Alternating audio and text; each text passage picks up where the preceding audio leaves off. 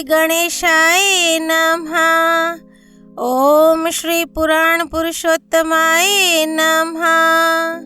श्री शिव पुराण संहिता 7 वायवीय संहिता उत्तरखंड अध्याय 39 ध्यान और उसकी महिमा।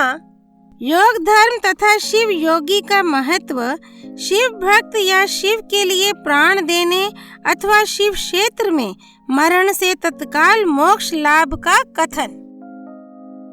उपमन्यु कहते हैं, श्री कृष्ण श्री कंठनाथ का स्मरण करने वाले लोगों के संपूर्ण मनोरथों की सिद्धि तत्काल हो जाती है। ऐसा जानकर कुछ योगी उनका ध्यान अवश्य करते हैं। कुछ लोग मन की स्थिरता के लिए स्थूल रूप का ध्यान करते हैं। स्थूल रूप के चिंतन में लगकर जब चित्त निश्चल हो जाता है तब सूक्ष्म रूप में वह स्थिर होता है। भगवान शिव का चिंतन करने पर सब सिद्धियां प्रत्यक्ष सिद्ध हो जाती हैं। अन्य मूर्तियों का ध्यान करने पर भी शिव रूप का अवश्य चिंतन करना चाहिए। जिस जिस रूप में मन की स्थिरता लक्षित हो उसका बारंबार ध्यान करना चाहिए। ध्यान पहले सविषय होता है फिर निर्विषय होता है, ऐसा ज्ञानी पुरुषों का कथन है। इस विषय में कुछ सत्पुरुषों का मत है कि कोई भी ध्यान निर्विषय होता ही नहीं, बुद्धि की ही कोई प्रवाह रूपा संतति ध्यान कहलाती है। इसलिए निर्विषय बुद्धि केवल निर्गुण निराकार ब्रह्म में ही प्रवृत्त होती है। अतः सविषय ध्यान प्रातः काल के सूर्य की किरणों के समान ज्योति का आश्रय लेने वाला है तथा निर्विषय ध्यान सूक्ष्म तत्व का अवलंबन करने वाला है। इन दो के सिवा और कोई ध्यान वास्तव में नहीं है। अथवा सविषय ध्यान साकार स्वरूप का अवलंबन करने वाला है तथा निराकार स्वरूप का जो बोध या अनुभव है वही निर्विषय ध्यान माना गया है। वह सविषय और निर्विषय ध्यान ही कर्मशः सबीज और निर्बीज कहा जाता है। निराकार का आश्रय लेने से उसे निर्बीज और साकार का आश्रय लेने से सबीज की संज्ञा दी गई है। अतः पहले सविषय या सबीज ध्यान करके अंत में सब प्रकार की सिद्धि के लिए निर्विषय अथवा निर्बीज ध्यान करना चाहिए। प्राणायाम करने से कर्मशः शांति आदि दिव्य सिद्धियां सिद्ध होती हैं। उनके नाम हैं शांति, प्रशांति, दीप्ति और प्रसाद। समस्त आपदाओं के शमन को ही शांति कहा गया है। तम अज्ञान का बाहर और भीतर से नाश ही प्रशांति है। बाहर और भीतर जो ज्ञान का प्रकाश होता है उसका नाम दीप्ति है तथा बुद्धि की जो स्वस्थता आत्मनिष्ठता है उसी को प्रसाद कहा गया है। बाह्य और आभ्यंतर सहित जो समस्त कारण हैं वे बुद्धि के प्रसाद से शीघ्र ही प्रसन्न निर्मल हो जाते हैं। ध्याता, ध्यान, ध्येय और ध्यान प्रयोजन, इन चार को जानकर ध्यान करने वाला पुरुष ध्यान करे। जो ज्ञान और वैराग्य से संपन्न हो, सदा शांतचित्त रहता हो, श्रद्धालु हो और जिसकी बुद्धि प्रसाद गुण से युक्त हो, ऐसे साधक को ही सत्पुरुषों ने ध्याता कहा है। ध्याय चिंतायम ये धातु है, इसका अर्थ है चिंतन। भगवान शिव का बारंबार चिंतन ही ध्यान कहलाता है। जैसे थोड़ा सा भी योगाभ्यास पाप का नाश कर देता है, उसी तरह क्षण मात्र भी ध्यान करने वाले पुरुष के सारे पाप नष्ट हो जाते हैं। श्रद्धा पूर्वक विक्षेप रहित चित्त से परमेश्वर का जो चिंतन है उसी का नाम ध्यान है। बुद्धि के प्रवाह रूप ध्यान का जो आलंबन या आश्रय है उसी को साधु पुरुष ध्येय कहते हैं। स्वयं सांब सदाशिव ही वह ध्येय है। मोक्ष सुख का पूर्ण अनुभव और अणिमा आदि ऐश्वर्य की उपलब्धि ये पूर्ण शिव ध्यान के साक्षात प्रयोजन कहे गए हैं। ध्यान से सौख्य और मोक्ष दोनों की प्राप्ति होती है। इसलिए मनुष्य को सब कुछ छोड़कर ध्यान में लग जाना चाहिए। बिना ध्यान के ज्ञान नहीं होता और जिसने योग का साधन नहीं किया है उसका ध्यान नहीं सिद्ध होता। जिसे ध्यान और ज्ञान दोनों प्राप्त हैं उसने भवसागर को पार कर लिया। समस्त उपाधियों से रहित निर्मल ज्ञान और एकाग्रता पूर्ण ध्यान ये योगाभ्यास से युक्त योगी को ही सिद्ध होते हैं।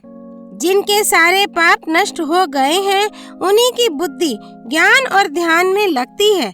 जिनकी बुद्धि पाप से दूषित है उनके लिए ज्ञान और ध्यान की बात भी अत्यंत दुर्लभ है।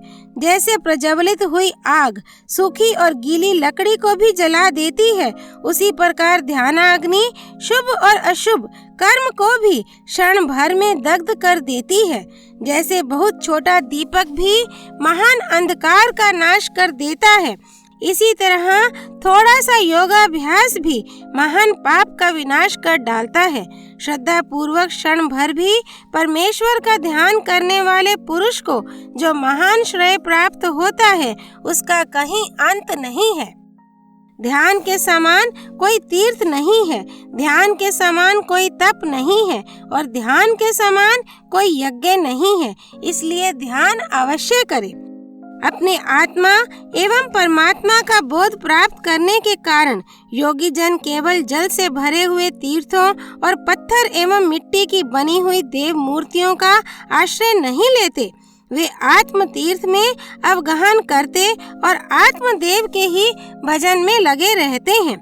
जैसे अयोगी पुरुषों को मिट्टी और काठ आदि की बनी हुई स्थूल मूर्तियों का प्रत्यक्ष होता है, उसी तरह योगियों को ईश्वर के सूक्ष्म स्वरूप का प्रत्यक्ष दर्शन होता है।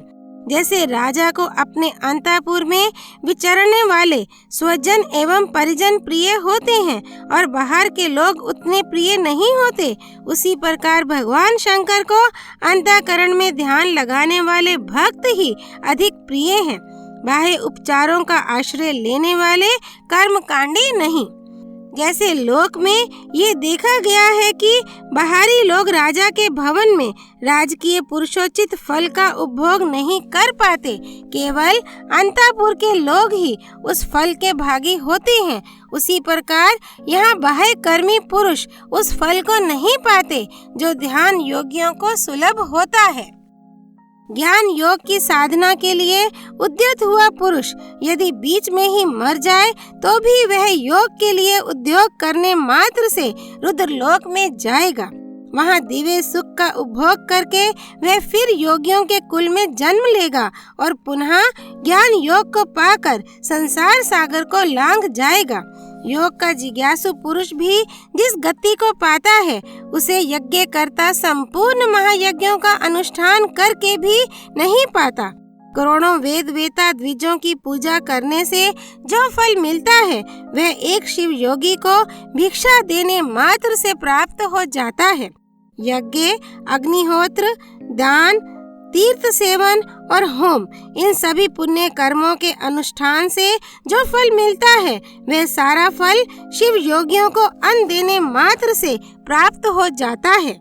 जो मूढ़ मानव शिव योगियों की निंदा करते हैं वे श्रोताओं सहित नरक में पड़ते हैं और परले काल तक वहीं रहते हैं। श्रोता के होने पर ही कोई शिव योगियों की निंदा का वक्ता हो सकता है, इसलिए महापुरुषों के मत में उस निंदा को सुनने वाला भी महान पापी और दंडनीय है। जो लोग सदा भक्ति भाव से शिव योगियों की सेवा करते हैं वे महान भोग पाते और अंत में शिव योग की भी उपलब्धि कर लेते हैं। इसलिए भोगार्थी मनुष्यों को चाहिए कि वे रहने को स्थान, खान पान, शैया तथा ओढ़ने बिछाने की सामग्री आदि देकर सदा शिव योगियों का सत्कार करें। योग धर्म संसार अत्यंत प्रबल है, अतः पाप रूपी मुद्गरों से उसका भेदन नहीं हो सकता। योग धर्म और पाप मुद्गर में उतना ही अंतर समझना चाहिए जितना वज्र और तंदुल में। अतः योगी जन पापों और ताप समूहों से उसी तरह लिप्त नहीं होते जैसे कमल का पत्ता पानी से। शिव योग परायण मुनि जिस देश में नित्य निवास करता है वह देश भी पवित्र हो जाता है, फिर उसकी पवित्रता के विषय में तो कहना ही क्या। अतः चतुर एवं विद्वान पुरुष सब कृत्यों को छोड़कर संपूर्ण दुखों से छुटकारा पाने के लिए शिव योग का अभ्यास करे। जिसका योग फल सिद्ध हो गया है, वह योगी यथेष्ट भोगों को भोग कर समस्त लोगों की हित कामना से संसार में विचरे अथवा अपने स्थान पर ही रहे, या विषय सुख को अत्यंत तुच्छ समझकर छोड़ दे और वैराग्य योग से स्वेच्छा पूर्वक कर्मों का परित्याग कर दे। जो मनुष्य बहुत से अरिष्ट देखकर अपनी मृत्यु को निकट जान ले, उसे योगानुष्ठान में संलग्न हो शिव क्षेत्र का आश्रय लेना चाहिए। वह मनुष्य यदि धीर चित्त होकर वहीं निवास करता रहे तो रोग आदि के बिना भी स्वयं ही प्राणों का परित्याग कर सकता है। अनशन करके शिवाग्नि में शरीर की आहुति देकर अथवा शिव तीर्थों में अवगाहन करते हुए अपने शरीर को उन्हीं के जल में डालकर शिव शास्त्रोक्त विधि से जो अपने प्राणों का त्याग करता है, वह तत्काल मुक्त हो जाता है। इसमें अन्यथा विचार करने की आवश्यकता नहीं है। अथवा जो रोग आदि से विवश होकर शिव क्षेत्र की शरण लेता है, उसकी भी यदि वहां मृत्यु हो जाए तो वह इसी प्रकार मुक्त हो जाता है, इसमें संशय नहीं है। इसलिए लोग अनशन आदि से शिव क्षेत्र में श्रेष्ठ मरण की कामना करते हैं, क्योंकि शास्त्र पर विश्वास करके धीर हुए मन से उनके द्वारा इस तरह की मृत्यु स्वीकार की जाती है। जो शिव के लिए अथवा शिव भक्तों के लिए प्राण त्याग करता है, उसके समान दूसरा कोई मनुष्य मुक्ति मार्ग पर स्थित नहीं है। इस कारण इस संसार मंडल से उसकी शीघ्र मुक्ति हो जाती है। इनमें से किसी एक उपाय का किसी तरह भी अवलंबन करके अथवा विधिवत षड्व शुद्धि को प्राप्त होकर यदि कोई मनुष्य मरता है, तो उसका अन्य पशुओं प्राणियों के समान यहाँ अर्धव दैहिक संस्कार नहीं करना चाहिए। विशेषतः उसके पुत्र आदि को उसके मरने से अशौच की प्राप्ति नहीं होती। ऐसे पुरुष के मृत शरीर को धरती में गाड़ दे या पवित्र अग्नि से जला दे या शिव स्वरूप जल में डाल दे अथवा काठ या मिट्टी के ढेले की भांति कहीं भी फेंक दे, सब उसके लिए बराबर है। यदि ऐसे पुरुष के उद्देश्य से भी कोई कर्म करने की इच्छा हो तो दूसरों का कल्याण ही करे और अपनी शक्ति के अनुसार शिव भक्तों को तृप्त करे। उसके धन को शिव भक्त ही ग्रहण करे।